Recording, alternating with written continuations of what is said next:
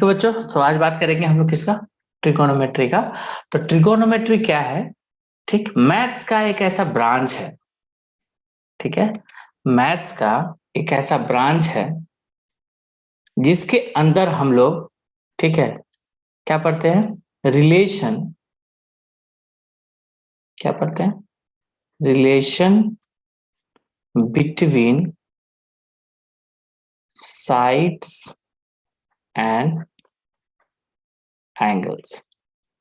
ठीक, तो हमारा नेक्स्ट सवाल आएगा कि सर ये साइड्स और एंगल्स के बीच का रिलेशन को पढ़ के क्या फायदा है, क्या मतलब है इसको पढ़ के? तो इसका फायदा हम लोग को मिलेगा, इसका यूज करके हम लोग कई अननोन डिस्टेंस को फाइंड आउट करते हैं। जब हाइट एंड डिस्टेंस का चैप्टर आएगा तो हम लोग वहां पे देखेंगे, जैसे यहाँ से चांद पे गए बगैर हम लोग वहां का डिस्टेंस मेजर कर सकते हैं अगर एक पर्टिकुलर एंगल पे प्रोजेक्शन दिखाया जाए, या फिर कहीं गए बगैर, जैसे बीच में नदी है, उस साइड कोई पेड़ है तो उस पेड़ का हाइट हम लोग बिना किसी इसका निकाल सकते हैं, इसी साइड से हम लोग निकालेंगे। सपोज करो कि जैसे मान लो कि ये कोई नदी है, ठीक है, और यहाँ पे पेड़ है, ठीक, ये कोई पेड़ है, ठीक, तो हम लोग क्या करते हैं कि इस नदी का हम लोग को सपोज करो कि ये निकालना है, क्या कहते हैं, ब्रेथ निकालना है। तो नापने के लिए इस साइड तक नहीं गए, क्या करते हैं, यहाँ कॉर्नर से एक लाइट का रे इसके टिप पे हम लोग अगर फेंच दे और यहाँ का एंगल हम लोग को अगर पता चल जाए, इसका लेंथ पता चल जाए, तो ये भी निकाल सकते हैं और ये भी निकाल सकते हैं। तो इस तरह का बहुत सारा हम लोग पढ़ेंगे, प्रैक्टिकल एग्जांपल्स इसका आएगा। लेकिन अभी सबको स्टार्ट करने से पहले थोड़ा सा बेसिक्स का बात करते हैं कि पहले राइट एंगल ट्रायंगल को हम लोग कैसे जानते हैं, क्या क्या जानते हैं उसके बारे में। तो किसी भी ट्रायंगल का 3 पार्ट होता है, ठीक है, किसी भी ट्रायंगल का कितना पार्ट होता है, 3 पार्ट होता है। क्या क्या होता है, 3 वर्टिसेस, ठीक, फिर क्या होता है, 3 साइड्स, ठीक है, और फिर क्या होता है, 3 एंगल्स, ठीक, और एंगल्स में हम लोग इंटरनल एंगल की बात करेंगे, ठीक है, जो ट्रायंगल के अंदर बन रही है। यहाँ तो कोई दिक्कत है किसी को? एकदम बेसिक से स्टार्ट कर रहे हैं हम, ये मान के चल रहे हैं आपको कुछ नहीं आता, ठीक है। तो अगर हम वर्टिसेस की बात करें, अगर हम लोग वर्टिसेस की बात करें तो क्या क्या वर्टिसेस है बताइए, तो यहाँ पे ए बी सी, ठीक है। अगर हम साइड्स की बात करें तो इस ट्रायंगल में कौन कौन सा साइड्स है, ए बी, बी सी, सी ए, ठीक है। और अगर एंगल की बात करें तो हम लोग इंटरनल एंगल की बात करते हैं, ये हो जाएगा एंगल, इसको लिख देते हैं एंगल ए, ठीक, इस साइड को हम लोग, चूंकि ये 90 डिग्री है, इसको लिख देते हैं एंगल बी, और इसको लिख देते हैं एंगल सी। कोई दिक्कत है? नहीं ना। ये साइड हमारा कौन सा साइड है, ए बी, ये साइड हमारा कौन सा साइड है, बी सी, और ये साइड हमारा कौन सा साइड है, ए सी। हम जानते हैं कि अगर हम लोग लेंथ की बात करें, ठीक है, तो यहां से लेके यहां तक का लेंथ, ठीक है, उसको हम लोग क्या बोलते हैं, ए बी बोलते हैं। क्या बोलते हैं, ए बी, ठीक है। उसी तरीके से अगर हम लोग, ठीक है, अगर यहाँ पे ये हो गया ए बी, उसी तरीके से अगर हम लोग बी सी का देखें, ठीक है, तो ये क्या हो जाएगा, यहाँ से लेकर यहाँ तक 20। एकदम बेसिक, नहीं आता है कुछ फिर भी तुमको सब समझ में आएगा, ठीक है, क्योंकि इसको कॉम्प्लिकेट करने से पहले बेसिक्स तो आना चाहिए ना, ठीक है। उसी तरीके से अगर हम लोग एसी की बात करेंगे तो यहाँ से लेकर, ठीक है, और यहाँ तक का जो लेंथ होता है उसको क्या बोलते हैं, एसी का लेंथ बोलते हैं, ठीक है। कोई प्रॉब्लम है किसी को? तो हमने 3 साइड्स के बारे में बात कर ली, 3 वर्टिसेस, 3 साइड्स और 3 एंगल्स के बारे में बात कर ली। यहाँ तो कोई दिक्कत है किसी को? नहीं ना। चलिए, अब ये जो ट्रायंगल है, इस ट्रायंगल को हम लोग बोलते हैं राइट एंगल ट्रायंगल। क्या बोलते हैं इसको, राइट एंगल्ड ट्रायंगल। ट्रिग्नोमेट्री में हम लोग इसी ट्रायंगल का यूज करते हैं। So now the question is, ठीक है, अब क्वेश्चन ये है कि सर राइट एंगल ट्रायंगल के अलावा भी किसी ट्रायंगल को हम लोग इसमें पढ़ सकते हैं क्या? So the answer is yes, पढ़ सकते हैं, बस उसमें भी राइट एंगल ट्रायंगल बनाना पड़ेगा। ठीक है, यानी कि ट्रिगोनोमेट्री का पढ़ाई हमेशा याद रखिएगा राइट एंगल ट्रायंगल से ही होता है और किसी ट्रायंगल से नहीं होता। ठीक है, एनी इशू नहीं ना?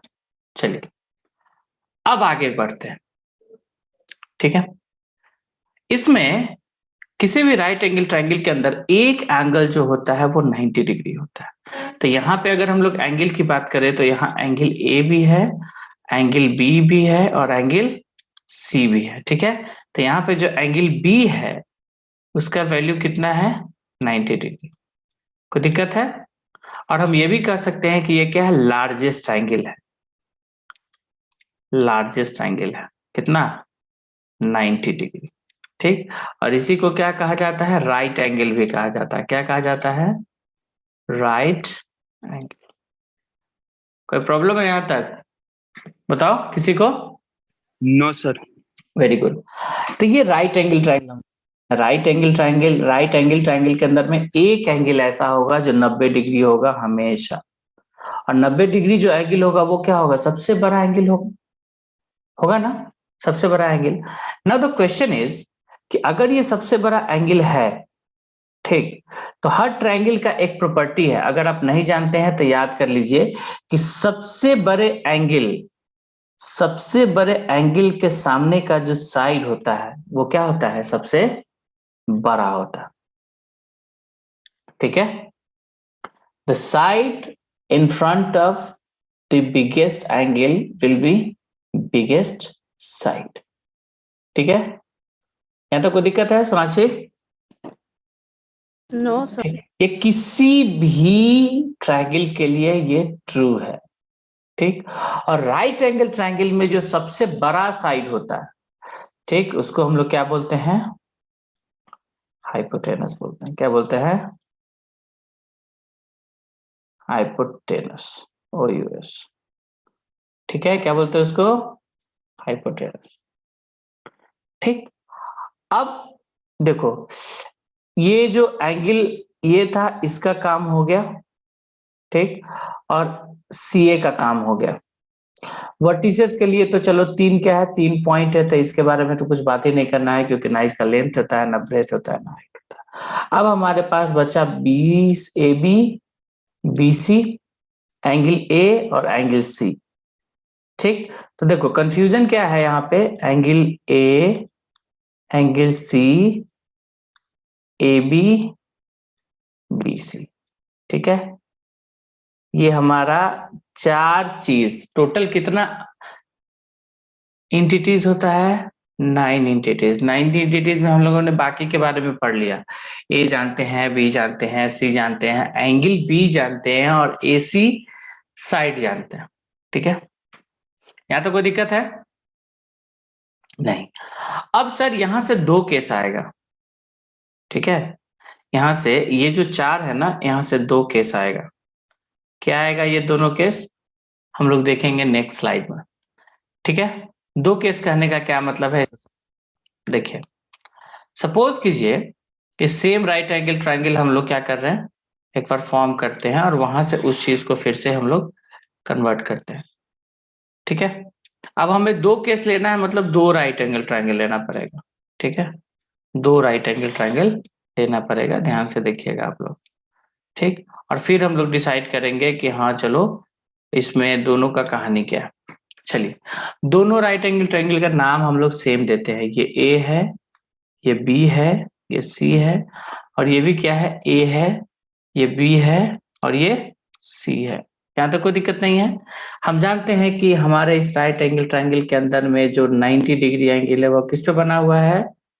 तो सर B पे बना हुआ है। यानी ये एंगल कितना हो गया? 90 डिग्री। दोनों हो गया 90 डिग्री, तो हाँ सर 90 डिग्री हो गया। और इस 90 डिग्री के सामने वाले साइड को क्या कहते हैं? बताइए। सबसे बड़े एंगल के सामने को क्या कहते हैं? हाइपोटेनस। हाइपोटेनस। टेनस।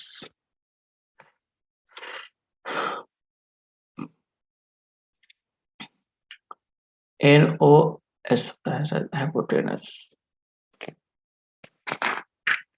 ठीक है, कोई दिक्कत है? स्पेलिंग क्या होता है हाइपोटेनस? HYPOTENUSE। NUSE, hypotenuse. ठीक है, कोई दिक्कत है यहां तक? नहीं ना? ठीक है, उसी तरीके से ये भी क्या हो जाएगा? हाइपोटेनस।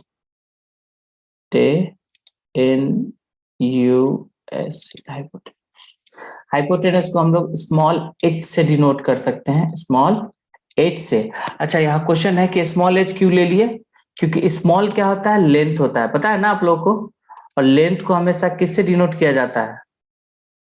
स्मॉल अल्फाबेट से। ये सब हम बताए हुए हैं, और ये सब बात आप लोग कई बार क्या होता है, लोग कैपिटल एच लिख देता है हाइपोटेनस को। नहीं, कैपिटल एच नहीं लिखना है। ठीक है, चलिए अब हमारे पास जो समस्या था, अभी हम लोग पढ़ के आए थे, एंगल ए का समस्या था, एंगल बी का समस्या था, ए बी का समस्या था, और BC का समस्या था।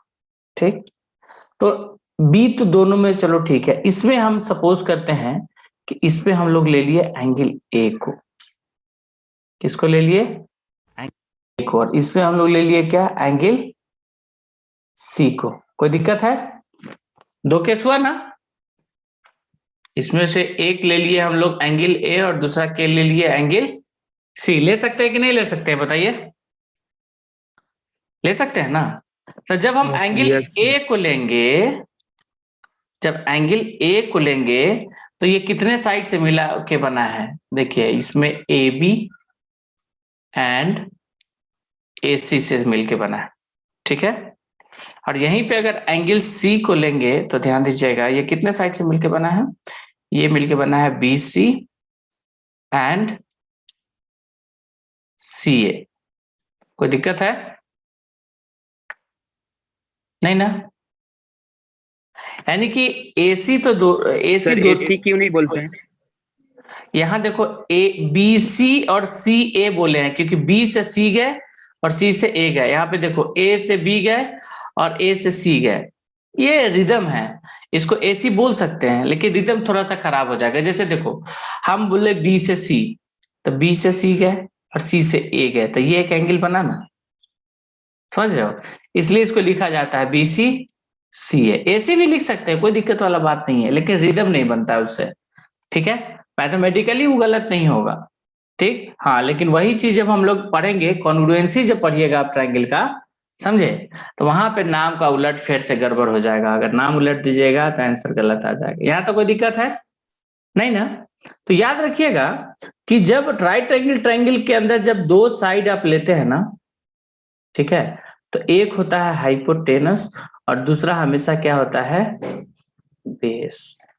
एक होता है हाइपोटेनस, हाइपोटेनस क्या है? CA, और ये क्या हो जाएगा? बेस। बस इतना ही अंतर होगा। यानी कि इस ट्रायंगल में, इस ट्रायंगल में बेस कौन सा होगा? ये होगा। समझ रहे हैं? बेस कौन सा होगा? AB।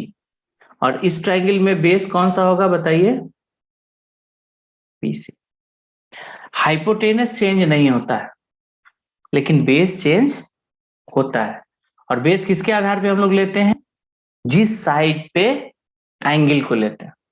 जैसे इसको भी यहाँ पे हम लोग जनरली थीटा यूज करेंगे, चाहे इसको भी यहाँ पे ले सकते हैं कितना? थीटा। तो कायदे से हम जानते हैं एक बात, ठीक है, कि अगर ये बेस हो गया तो ये वाला क्या बोलेंगे इसको? परपेंडिकुलर। क्या बोलेंगे इसको? क्या बोलेंगे जी? परपेंडिकुलर। यहां से लेके यहाँ है, इसको क्या बोलेंगे? परपेंडिकुलर।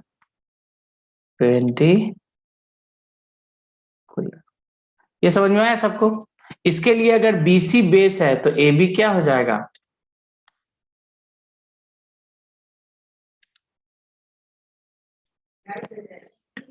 कोई प्रॉब्लम? बताइए, सब लोग से पूछ रहे हैं, कोई दिक्कत है? एकदम बहुत फंडामेंटल से बता रहे हैं, इतना डिटेल में तो हम जूनियर क्लास को भी नहीं बताते हैं, इसलिए क्योंकि यहाँ से आपका 2 चैप्टर टच होगा आपके। इसमें देखिएगा, पाइथागोरस थ्योरम भी आप लोगों को पढ़ना है ना, 9th में पढ़ना था कि 10th में है? 9th में था शायद पाइथागोरस थ्योरम, नहीं? पाइथागोरस थ्योरम पढ़े हैं ना आप लोग? Yes sir. अब बताओ, अब राइट एंगल ट्रायंगल के अंदर में बेस और परपेंडिकुलर को समझने में या परखने में कोई दिक्कत होगा? हाँ? नहीं ना केशव?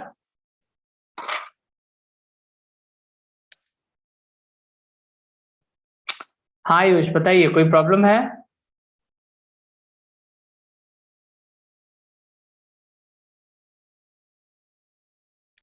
हुए हैं कि अगर यहाँ पे पाइथागोरस थ्योरम लगा दे तो बेस को हम लोग बी से डिनोट कर लेते हैं और इसको हम लोग पी से डिनोट कर लेते हैं, यानी परपेंडिकुलर, यानी कि यहाँ पे ये हो जाएगा पी और यहाँ पे हो जाएगा ये बी और ये तो एच था ही। तो हम लोग जानते हैं बाय पाइथागोरस थ्योरम, ठीक है, बाय पाइथागोरस थ्योरम क्या हो जाता है बताइए? H square is equal to P square plus B square. ये पढ़े हैं कि नहीं? 9th क्लास में पढ़े हैं ना सब आदमी? पढ़े हो? ठीक है, चलिए, तो आप पाइथागोरस थ्योरम के बारे में नहीं बताने की जरूरत है, जान रहे हैं आप लोग। चलिए, अब हम लोग आते हैं ट्रिगोनोमेट्री के अंदर में फिर से वापस। ठीक सर, एक चीज तो समझ गए, ठीक है, कि किसको बेस बोलेंगे और किसको परपेंडिकुलर। इसमें कंफ्यूजन होगा क्या कभी? किसको बेस बोलेंगे और किसको परपेंडिकुलर, इसमें दिक्कत होगा कभी? बताओ अब, नहीं ना? चलिए, अब हम इसको थोड़ा सा समझने की कोशिश करते हैं, ठीक है। अब ध्यान से देखेंगे यहाँ पे, ठीक है, कि इस वाले ट्रायंगल में ये हो गया ए, ये हो गया बी एंड ये हो गया सी। चलिए सर, ठीक है, कोई बात नहीं है, ये हो गया एंगल 90 डिग्री, यहां तक भी कोई दिक्कत नहीं है। और हमने इसको मान लिया थीटा। क्या मान लिया? थीटा। तो बताइए, तो एसी क्या हो जाएगा हमारा? हाइपोटेनस। बीसी क्या हो जाएगा हमारा? बेस, ठीक है, और ए बी क्या हो जाएगा हमारा? परपेंडिकुलर। यहाँ पे लिख लेंगे वेयर, ठीक है, H is equal to hypotenuse,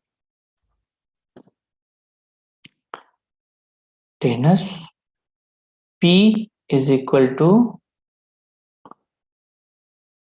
perpendicular, ठीक है, and B is equal to base. ठीक है, यहां तक कोई दिक्कत है सौरभ? नहीं ना? ठीक है, अब एक बात बताओ, सोचने वाला बात यह है यहाँ पे कि इस पूरे ट्रायंगल के अंदर में कितना साइड है? तो सर 3 साइड है। कितना एंगल है?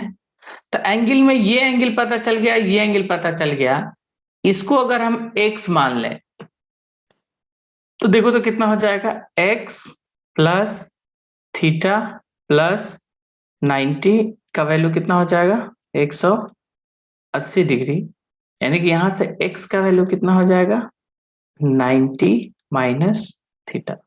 यानी जब एक एंगल को हम लोग लेते हैं कितना? थीटा, तो दूसरा एंगल अपने आप कितना हो जाता है?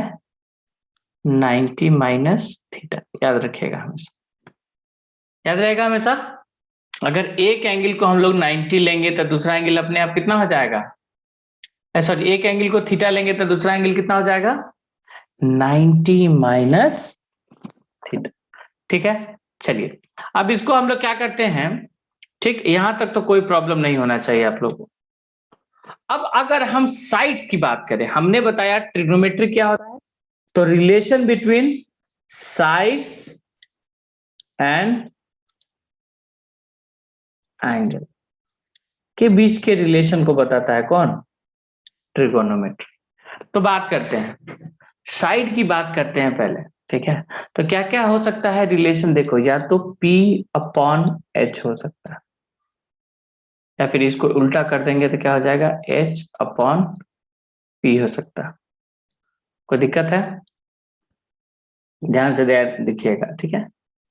सेकेंड में या तो B अपॉन H हो सकता है या फिर H अपॉन B हो सकता है, और लास्ट क्या हो जाएगा, या तो P अपॉन B हो सकता है, ठीक है, और नहीं तो B अपॉन P हो सकता है। इस 6 रिलेशन के अलावा क्या और कोई रिलेशन संभव है?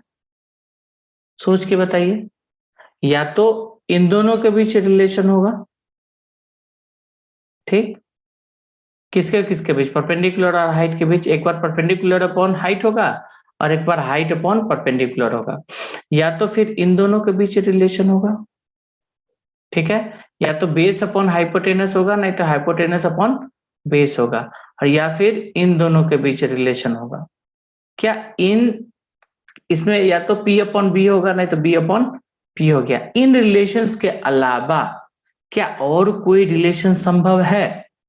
सोच के बताइए, हमें रटना नहीं है कुछ भी, वी हैव टू अंडरस्टैंड, ठीक है, कि कैसे इसका जन्म हुआ, इस ट्रिग्नोमेट्री का कैसे इजाद हुआ, कैसे हम लोग इसको सॉल्व कर रहे हैं, इसके बारे में हम लोग को समझना चाहिए, ठीक है। तो आप बताइए कि क्या इसमें और कुछ किया जा सकता है, और किसी साइड का रिलेशन आप अपने से निकाल सकते हैं? सोच के बताइए तो।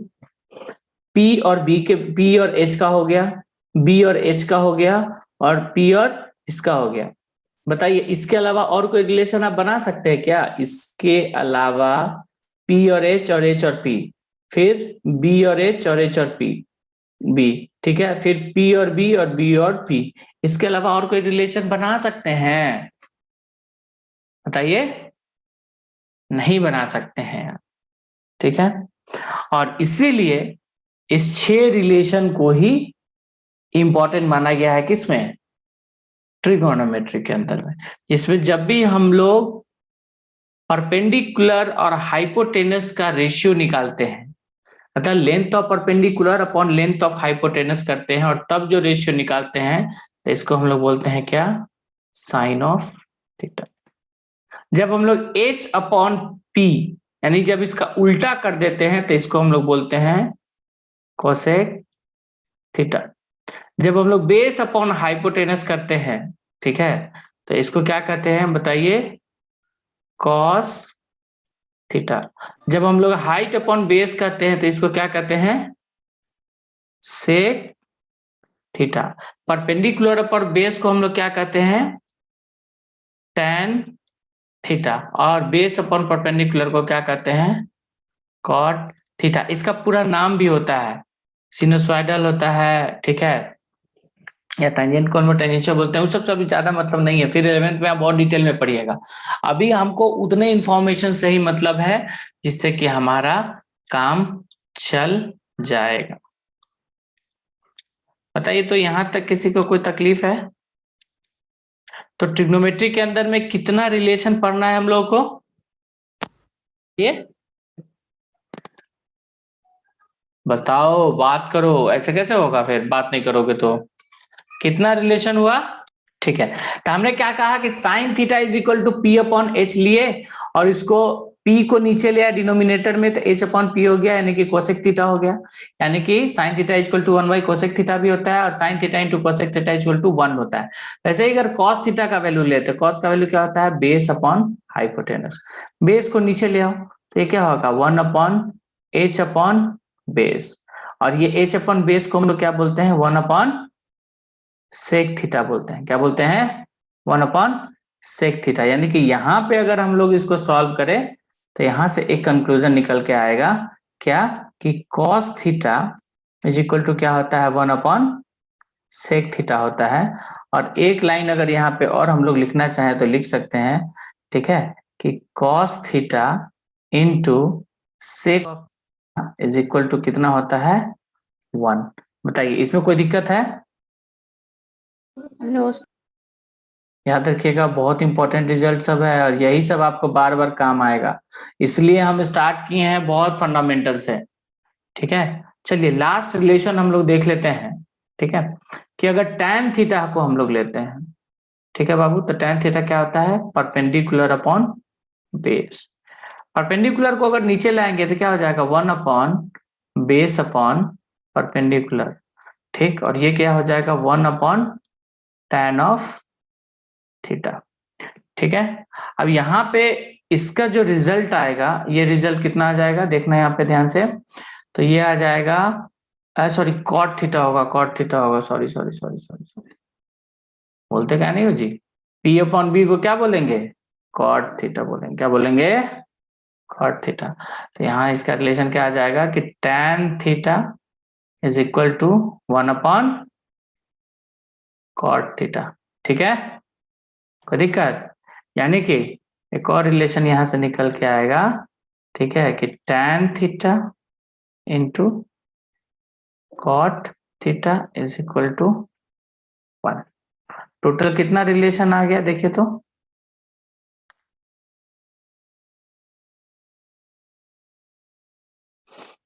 बेसिक्स यही है ट्रिग्नोमेट्रिक रेशियोज का। अभी हम इस पे बहुत सारा क्वेश्चन करेंगे, बट यहाँ तक किसी को कोई प्रॉब्लम नहीं होना चाहिए बच्चों, ठीक है। अब हम लोग साइन थीटा के मैक्सिमम रिलेशंस को तो समझ गए हैं, ठीक है।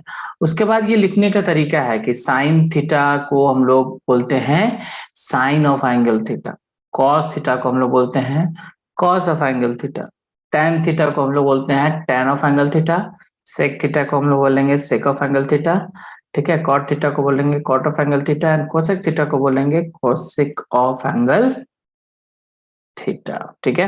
हाँ, कि सर राइट एंगल ट्रायंगल तो छोटा भी हो सकता है, बड़ा भी हो सकता है, साइड लंबा भी हो सकता है, साइड छोटा भी हो सकता है, एंगल ज्यादा भी हो सकता है, एंगल कम भी हो सकता है। तो इन ऑल द केसेस, ठीक है, the trigonometric ratios, the trigonometric ratios, अब आप लोग बोलोगे कि सर ये ट्रिग्नोमेट्रिक रेशियोज क्या है, ठीक है, जरा पीछे वाला पेज देखना, ये जो है टोटल, इसी को हम लोग क्या बोलते हैं, ट्रिगोनोमेट्रिक रेशियोज। कितने रेशियोज हैं, 6, ठीक है। तो the trigonometric ratios are same